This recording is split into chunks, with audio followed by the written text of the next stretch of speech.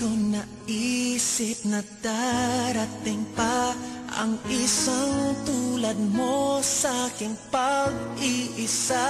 At ngayon buhay ko ay mapapansin mo ba kaya ang tulad ko kahit nasa sulok lang ng iyong mga mata, mahuli mo kaya ang pagsulyap sa'yo kahit na hindi naman ako ang iyong kaharap o chinito.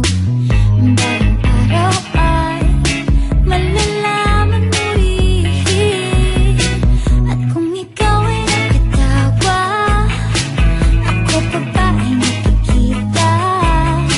Nalilimutan ko ang itsura ko kapag kausap na ikaw. Sana naman ako'y pakinggan at nang ikaw ay malinawan, dahil nabihag mo ang aking paningin at damdamin, o chinito.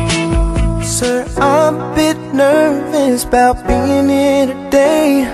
Still not real sure what I'm going to say, so bear with me please if I take up too much of your time. You see in this box is a ring for your oldest. She's my everything, and all that I know is it would be such a relief if I knew that we were on the same side.